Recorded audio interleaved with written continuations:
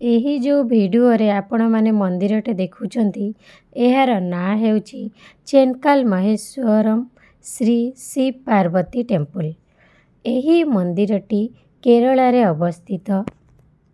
ଏହି ଯେଉଁ ଶିବଲିଙ୍ଗ ଆପଣମାନେ ଦେଖୁଛନ୍ତି, ଏହା ପୃଥିବୀର ସବୁଠାରୁ ଟଲେଷ୍ଟ ଶିବଲିଙ୍ଗ। ଏହାର ଉଚ୍ଚତା ହେଉଛି 111.2 ଫିଟ୍।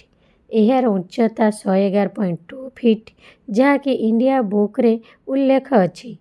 ଖାଲି ଯେ ଇଣ୍ଡିଆ ବୁକ୍ରେ ଉଲ୍ଲେଖ ଅଛି ତାହା ନୁହେଁ, ଏହା ଏସିଆ ବୁକ୍ରେ ମଧ୍ୟ ଉଲ୍ଲେଖ ଅଛି। ଏହାର କନଷ୍ଟ୍ରକ୍ସନ୍ କାମ ଆରମ୍ଭ ହୋଇଥିଲା 2012 ମସିହାରେ। ଏହାକୁ କମ୍ପ୍ଲିଟ୍ କରିବା ପାଇଁ 6 ବର୍ଷ ଲାଗିଥିଲା।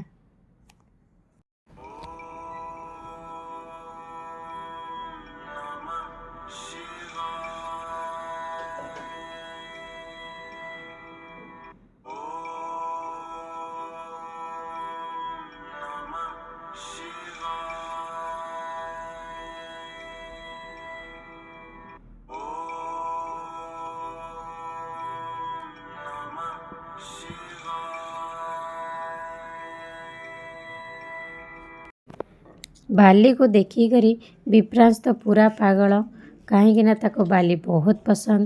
ସେ ବାଲିରେ ଖେଳୁଛି ଏବଂ ରିୟାନ୍ସ ଉପରକୁ ବାଲି ମଧ୍ୟ ଛାଟୁଛି। ଆମେ ଏହି ମନ୍ଦିର ବିଷୟରେ କିଛି ଜାଣିନଥିଲୁ। ଆମେ ଜଣେ ବ୍ୟକ୍ତିଙ୍କୁ ପଚାରିଲୁ, ଆଚ୍ଛା ଏହି ପାଖରେ କିଛି ଅଛି ବୁଲିବା ପାଇଁ? ତ ସିଏ କହିଲେ ଯେ ଚେନକାଲ ମହେଶ୍ୱରମ୍ ଶ୍ରୀ ଶିବ ପାର୍ବତୀ ଟେମ୍ପଲ ଅଛି। ତ ଆମେ ଲାଇଭ୍ ଲୋକେସନ୍ ସେୟାର କରି ଏହି ମନ୍ଦିରରେ ପହଞ୍ଚିଗଲୁ।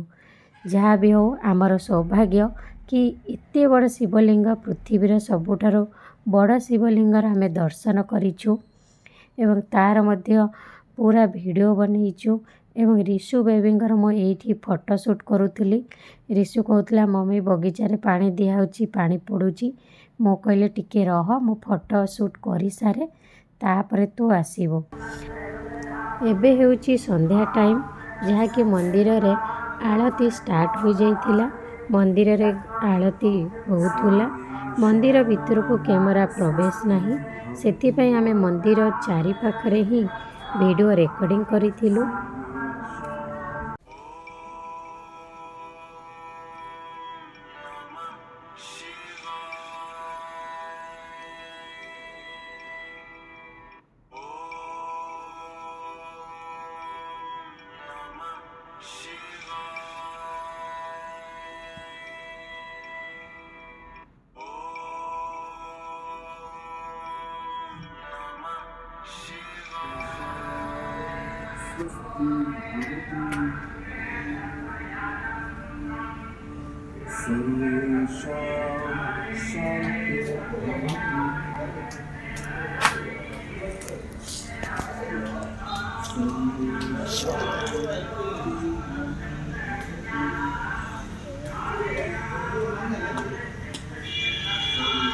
କେରଳ ଅନେକ ମନ୍ଦିର, ପାହାଡ଼ ଏବଂ ବିଚ୍ ଅଛି।